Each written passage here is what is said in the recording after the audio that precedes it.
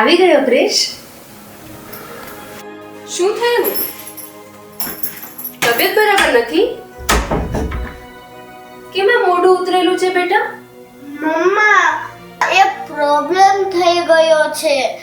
આજે અમારા ટીચરે કહ્યું કે આપણે હેરિટેજ વીક ઉજવવાના છે, તો તારે હેરિટેજ પર પ્રોજેક્ટ બનાવવાનો છે. તો એમાં શું થઈ ગયું બેટા? અરે યાર, શનિ રવિની રજા હોય એમાં પ્રોજેક્ટ બનાવવાનો, અને મને ખબર પણ નથી કે હેરિટેજ એટલે શું. આજનો દિવસ જ ખરાબ છે. હવે શનિ રવિ બગડ. એવું કઈ નથી બેટા. ચલ તું ફટાફટ હાથ મોઢું ધોઈને આવ. આજે તારો ફેવરિટ હાંડવો બનાવ્યો છે. અરે વાહ, હાંડવો! તો જલ્દી હાથ મોઢું ધોઈ લઉં. બહુ ભૂખ લાગી છે હમણાં.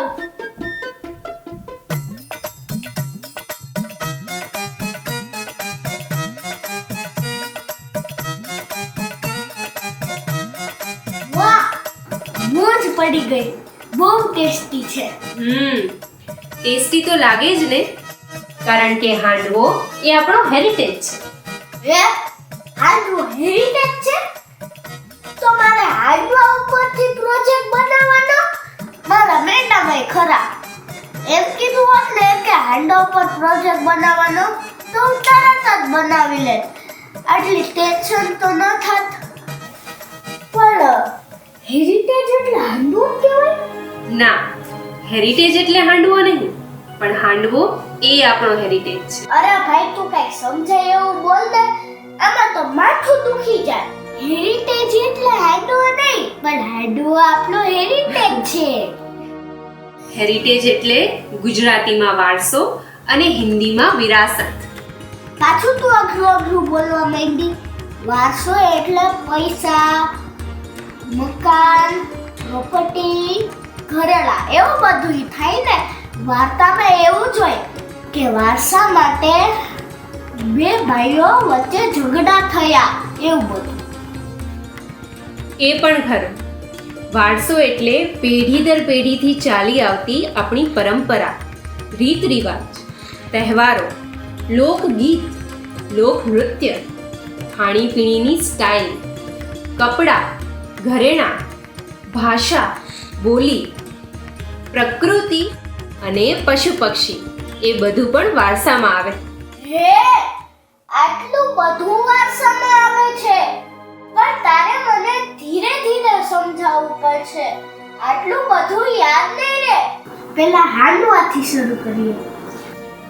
ઓકે, તો તું મને એ કહે કે આપણે ક્યાં રહીએ છીએ? ઘરમાં. આપણું ઘર કઈ સિટીમાં આવેલું છે? રાજકોટ, ગુજરાત, ભારત. હવે તો આપણે જે રાજ્યમાં રહીએ છીએ એ ગુજરાતનો ખોરાક શું છે? એમાં તો ઘણું આવે. હા, બરાબર. પણ તારે મને એવી વાનગીના નામ કહેવાના છે કે જે ગામડા અને શહેર બંનેમાં ખવાતી હોય, રોજે ખવાતી હોય, પ્રસંગોપાત ખવાતી હોય, અને જે આપણા વિસ્તાર સિવાય બીજે ઓછી જોવા મળતી હોય. રોટલી, રોટલા, ભાખરી, થેપલા, દાળ ભાત, ખીચડી કઢી, ઢોકળા, ખાંડવી, હાંડવો, કઢી, ખીર. હા, બરાબર. એમ તો આપણે ઘણીવાર સેન્ડવિચ, પીઝા, પાસ્તા બનાવતા હોય, તો શું એ આપણો વારસો છે? ના, વારસો એટલે દાદાના વખતથી જે ચાલતું આવતું હોય એ. એટલે રોટલી આપણો વારસો કહેવાય. પણ પીઝા, પાસ્તા અને સેન્ડવિચ એ બીજા દેશની વાનગી છે, એટલે એ એમનો વારસો છે, આપણો નહીં. હું હાથ ધોવા જાઉં.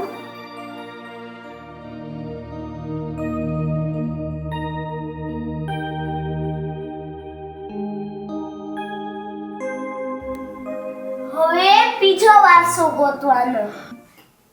ગોતી લો તમે, ગોતી લો, ગોતી લો, ગોતી લો તમે, ગોતી લો, ગોતી લો. નથી જમા ખાલી વાપા બજામાં આજનો પ્રવાસ ગોતી લો, ગોતી લો તમે, ગોતી લો, ગોતી લો, ગોતી લો.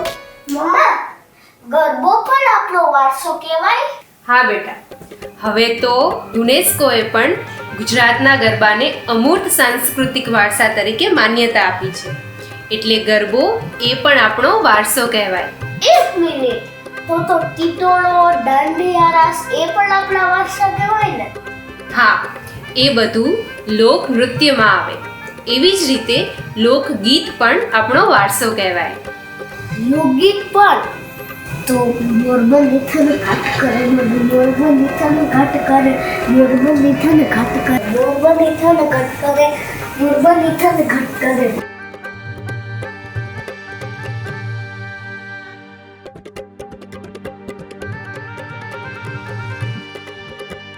ફૂદેડી આપણો વારસો કહેવાય. હા, ફૂદેડી આપણો વારસો કહેવાય. તો કબડ્ડી, આંધ્રા પાટો, લીંબુ ચમચી, ગીલી દંડો, થપ્પોદા, અગડમ પટ્ટી, ખોખો એ બધું પણ વારસામાં આવે ને? હા બેટા, એ પણ આપણો વારસો કહેવાય.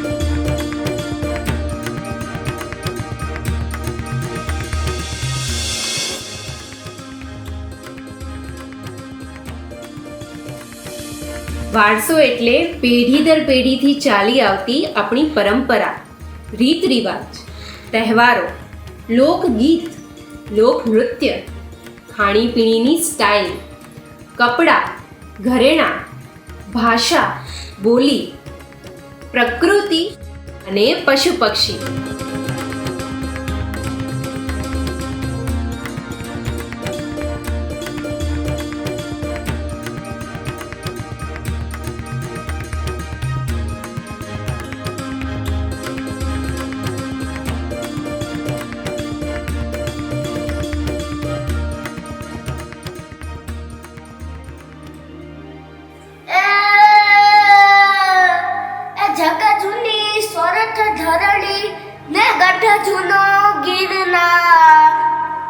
જ્યાં હાવ જુડા એમ ઝડપીએ એના નમરા નરનેના.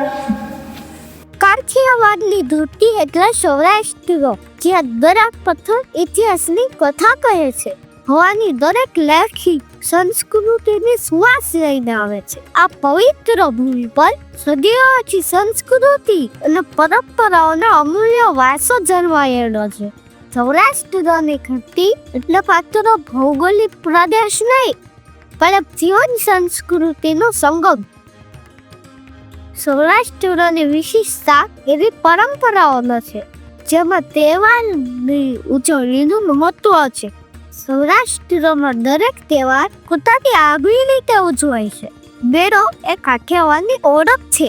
સાતમ આઠમનો મેળો હોય કે શિવરાત્રીનો, તરણેતરનો મેળો હોય કે માધવપુરનો, નાના મોટા બધા મેળાની આતુરતાપૂર્વક રાહ જોતા હોય છે. મેળો જાય નવે નવરાત્રી. એ હાલો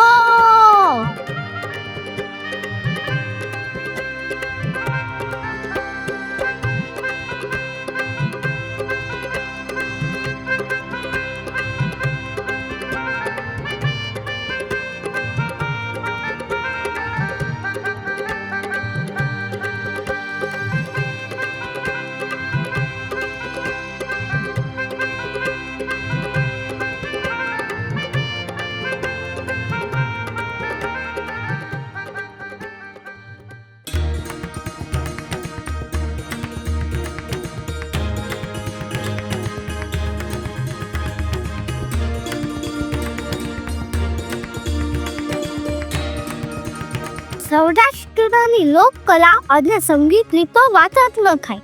જ્યારે દશેરાનો પ્રોગ્રામ હોય ત્યારે ધુઆ છમની રમઝટ આખી રાત ચાલે.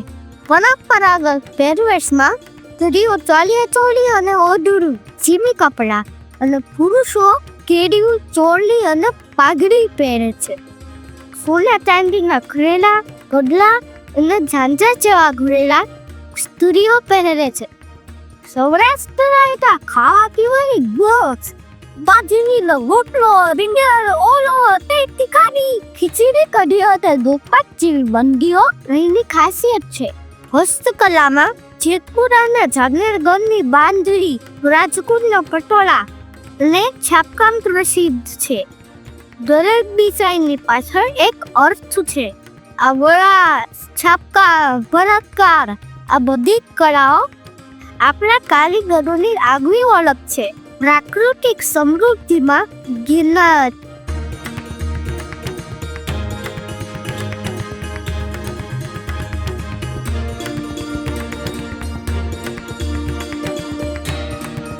ચોટીલા અને શેત્રુંજન જેવા પર્વતો, ભવનાથ અને તુલસીશ્યામ જેવા જળાશયો તથા ગીર જંગલના વન્યજીવોનો સમાવેશ થાય છે.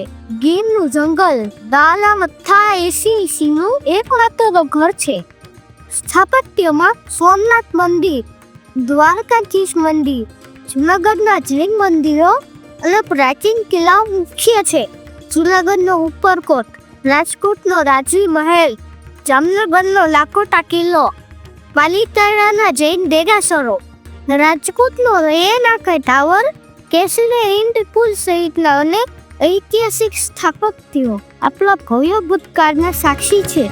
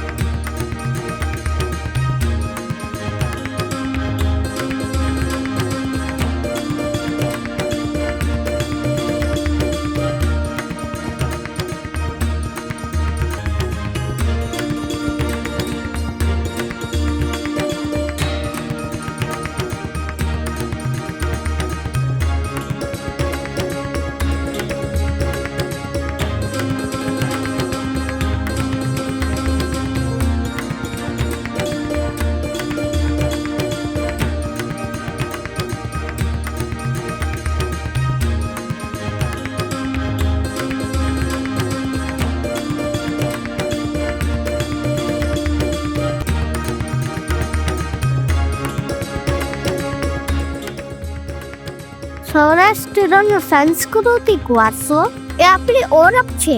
આ વારસો માત્ર ભૂતકાળની વાત નથી, પરંતુ વર્તમાનમાં પણ એટલો જ જીવન છે. આ ધરોહરને જાળવી રાખવી અને આવનારી પેઢીઓને વારસામાં આપવી એ આપણી સૌની જવાબદારી છે. આજના યુગમાં પણ આ સંસ્કૃતિ અને પરંપરાઓને જીવંત રાખવાનું કાર્ય અવિરત ચાલુ છે. આપણો વારસો, આપણી ઓળખ, આપણી જવાબદારી. મમ્મા, હવે મને સમજાયું. શું સમજાયું બેટા? હેરિટેજ એટલે હાંડવો નહીં, પણ હાંડવો આપણો હેરિટેજ છે. કારણ કે હેરિટેજ એટલે આપણો વારસો. અને આપણો વારસો એટલે આપણી પરંપરા, રીત રિવાજ, તહેવાર, લોકગીત, લોકનૃત્ય, ખાણીપીણીની સ્ટાઇલ, કપડા, ઘરેણા, ભાષા, બોલી, પ્રકૃતિ, પશુ પક્ષી, કળા, આપણી પરંપરા, આપણી ઓળખ. અને આ બધું જાળવવાની જવાબદારી કોની? મારી અને આપણા સૌની. આપણા વારસાને હું જાળવી રાખીશ અને આપણા વારસા વિશે હું બધાને માહિતી આપીશ. આપણો વારસો આપણી ઓળખ, આપણી જવાબદારી.